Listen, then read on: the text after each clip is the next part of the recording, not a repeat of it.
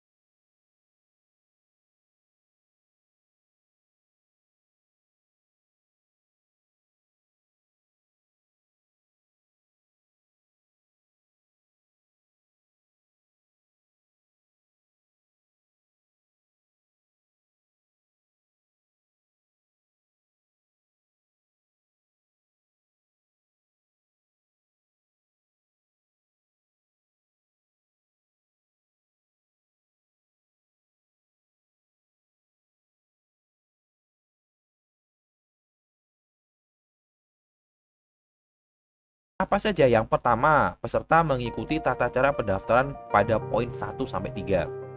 Kemudian yang kedua, peserta mengunggah scan rapot semester 1 sampai 5 dan prestasi bagi yang memiliki. Jadi sebenarnya adik-adik, jika adik-adik tidak memiliki prestasi akademik maupun non-akademik, masih bisa mendaftar. Asalkan rapot adik-adik memenuhi syarat di semester 1 sampai 5 seperti yang saya jelaskan di persyaratan di awal itu tadi ya. Kemudian yang ketiga adalah setiap peserta bisa memilih maksimal 2 program studi S1 atau D4. Tidak harus sebidang dengan jurusan di SMA, MA, SMK, MA. Maksudnya bagaimana? Adik-adik nanti bisa memilih 2 jurusan, entah itu D1 maupun S1 maupun D4. Nah, kemudian pemilihan jurusannya itu bisa acak adik-adik. Artinya gini, adik-adik kalau misalnya memutuskan memilih program studi IPS gitu, ya bisa memilih program studi IPS meskipun jurusan adik-adik ketika sekolah IPA. Karena di sini disebutkan bahwa tidak harus sebidang dengan jurusan yang ada di SMA, MA, SMK maupun MAK. Paham ya adik-adik? Jadi bebas adik-adik memilih, entah itu adik-adik dari jurusan bahasa memilih IPA atau jurusan IPA ke bahasa, nggak ada masalah. Kemudian berkas yang diunggah apa saja? Jelas, yang pertama adalah scan ijazah atau surat keterangan lulus. Kemudian yang kedua adalah pas foto berwarna terbaru, standar ijazah 4x6. Kemudian scan rapot semester 1 sampai 5. Kemudian scan piagam sertifikat, ini yang asli ya adik-adik. Kemudian surat keterangan penghasilan orang tua, jika tidak punya silahkan minta ke perusahaan atau kalau memang wira swasta ke desa setempat. Kemudian KK adik-adik yang terbaru. Kemudian akta kelahiran atau akta kena lahir. Jadi kalau misalnya tidak punya akta kelahiran silahkan surat keterangan saja. Kemudian bukti pembayaran PBB. Jadi kayak misalnya pembayaran pajak bumi bangunan yang berwarna merah. Kemudian foto rumah tampak depan, ruang tamu serta dapur sesuai yang ada di KK. Jangan sampai adik-adik memfoto rumah dari keluarga yang lain ya adik-adik. Silakan rumahnya adik-adik sendiri. Nah, ini memang kenapa kok ini disyaratkan, karena nanti untuk menentukan biaya sumbangan dan UKT ya adik-adik. Kemudian surat pernyataan kesambungan membiayai biaya pendidikan. Nah, ini nanti akan saya bahas di akhir video kali ini ya, jelas ya, untuk yang menggunakan portofolio.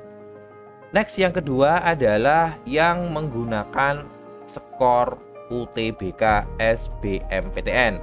Nah, kemudian untuk jalur skor menggunakan skor UTBK SBMPTN itu adalah yang dinilai jalur mandiri dengan menggunakan skor UTBK adalah seleksi yang dilakukan menggunakan skor UTBK SBMPTN tahun 2022.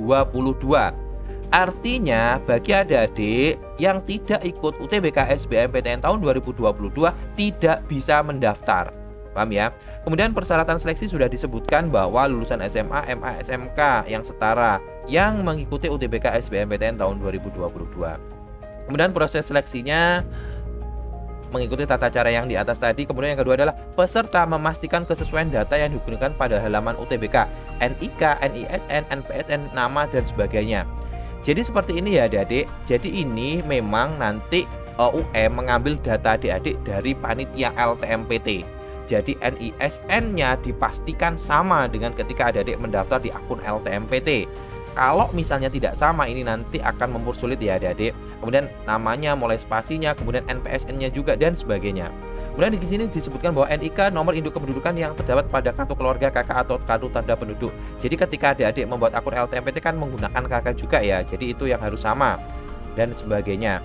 Kemudian yang di poin ketiga adalah setiap peserta bisa memilih dua program studi S1 atau D4, tidak harus sebidang ketika SMA. Nah, yang maksud saya di sini tidak sebidang, misalnya adik-adik ketika SMA-nya IPA bisa memilih IPS. Tetapi untuk skor UTBK poinnya seperti ini adik-adik. Jika adik-adik itu ikutnya Saintek atau IPA, maka saran saya atau misalnya di sini dipersilahkan memilih jurusan yang IPA. Kemudian kalau misalnya yang sosum berarti memilih jurusan yang IPS. Kalau campuran boleh dua-duanya. Kenapa? Karena kalau misalnya adik-adik misalnya dari Saintek nih, kemudian adik-adik nantinya di jalur mandiri memilihnya sosum, meskipun diperbolehkan, adik-adik tidak akan mendapatkan penilaian karena sekolah adik-adik 0. Karena kalau misalnya dia adalah sosum, maka yang dinilai adalah materi-materi ujian sosumnya. Dan berkas yang diunggah adalah ini: scan ijazah, pas foto, kemudian scan kartu peserta UTBK. Jadi kartu peserta bisa di-download kalau misalnya hilang di portal resmi LTMPT, kemudian surat penghasilan orang tua, kemudian KK, akte kelahiran, bukti pembayaran, foto rumah tampak depan dan sebagainya. Ini untuk yang jalur menggunakan skor UTBK. Artinya adik-adik tidak perlu seleksi ujian tulis. Jadi cukup nanti mengunggah kartu peserta UTBK SBMPTN, adik-adik sudah nanti akan diseleksi menjadi calon mahasiswa Universitas Negeri Malang. Nah, kemudian yang ketiga adalah jalur seleksi menggunakan tes tulis ya adik-adik.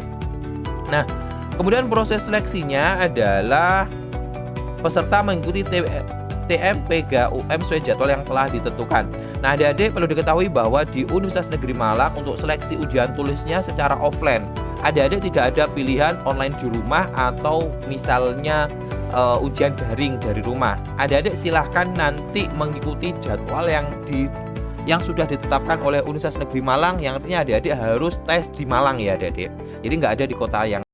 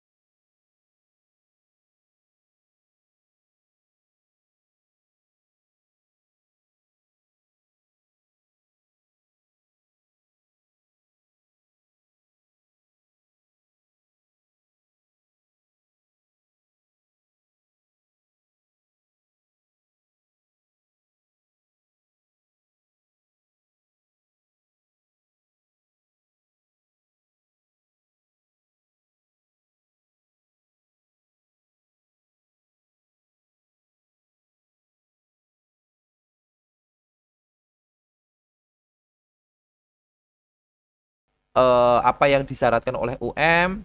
Setelah itu isi biodata sampai terakhir. Kemudian adik-adik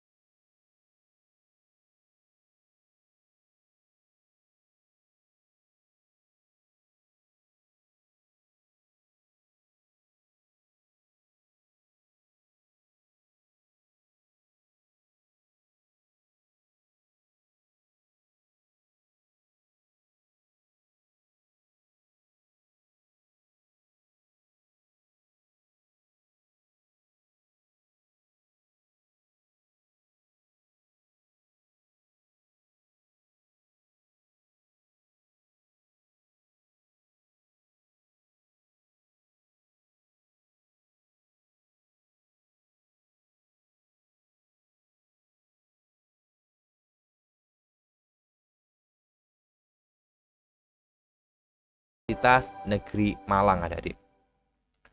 Kemudian yang perlu saya garis bawahi bahwa di 3 tes ini ada banyak pertanyaan di kolom komentar. Kak, kalau misalnya Universitas Negeri Malang, apakah ada KIP kuliah?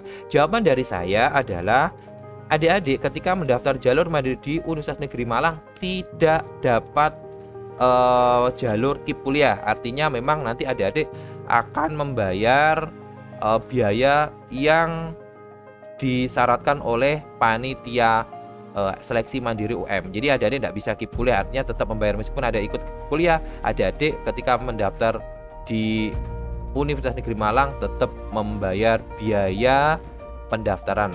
Kemudian untuk di yang terakhir akan saya bahas seputar biaya kuliah di Universitas Negeri Malang. Nah, Jadi apa saja biaya kuliahnya? Nah, kalau di Universitas Negeri Malang perlu saya tekankan bahwa biayanya dua, ada UKT, ada SPSA istilahnya atau uang pangkal. Paham ya adik-adik? Nah, di sini akan saya sebutkan dan adik-adik bisa mendownload ini nanti di portal resminya ya adik-adik. Tapi ini akan saya bahas beberapa saja yang menurut saya penting ya adik-adik. Nah, kemudian ini contohnya misalnya adik-adik ya untuk di jalur mandiri. Nah, untuk di jalur mandiri adik-adik untuk uang kuliah tunggal dan biaya pendidikan program sarjana dan diploma jalur seleksi mandiri selain SNMPTN dan SBMPTN. Nah, ini adalah biaya jalur mandiri ya adik-adik. Nah, untuk jalur mandiri itu ada dua kategori UKT. Nah, ini yang tadi ketika adik-adik mengisi form di awal pendaftaran kan adik-adik harus mengunggah slip gaji atau mungkin nanti foto rumah. Nah, itu menentukan UKT-nya adik-adik. Nah, contohnya misalnya kita ambil di Fakultas Ilmu Pendidikan. Nah, di Fakultas Ilmu Pendidikan misalnya S1 bimbingan konseling. UKT pertama adalah 5.750.000, kemudian UKT B 5.250.000. Kemudian SPSN-nya ada yang 17.500, kemudian 20 juta, kemudian yang ketiga tetap 20 juta ya. Artinya adik-adik nanti bisa di UKT kategori 1A atau misalnya SWA kategori 1. Jadi nanti tidak tentu ya adik-adik. Jadi sesuai dengan penghasilan orang tua adik-adik. Jadi bisa lebih mahal atau misalnya bisa lebih murah. Jadi contohnya misalnya nih adik-adik mendapatkan UKT kategori 1 yang A. Kemudian SPSN-nya yang kedua, adik-adik harus membayar ketika daftar ulang adalah Rp25.750.000. Kemudian kita lanjut misalnya di Fakultas Matematika dan Ilmu Pendidikan. Kemudian contohnya adik-adik misalnya di S1 Pendidikan Bahasa Mandarin. Nah, berarti kategori UKT-nya A dan B-nya 5.500.000, kemudian kategori B 5.250.000. Misalnya adik-adik nantinya mendapatkan SPSA yang 14.500, kemudian kategorinya yang A ya berarti 14.500 ditambah 5.500.000 ini ya adik-adik. Nah, itu yang perlu saya sampaikan di video kali ini. Dan apakah tidak ada keringanan? Jadi sesuai dengan SK Rektor bahwa untuk jalur mandiri khususnya di Universitas Negeri Malang memang sudah ditetapkan biayanya 2, UKT sama SPI atau SPSA di Universitas Negeri Malang. Itu yang perlu saya sampaikan di video kali ini, yang intinya silakan dipikirkan matang-matang jika adik-adik ingin mendaftar di jalur mandiri khususnya di Universitas Negeri Malang. Baik, dari saya wassalamualaikum warahmatullahi wabarakatuh dan salam jumpa adik-adik.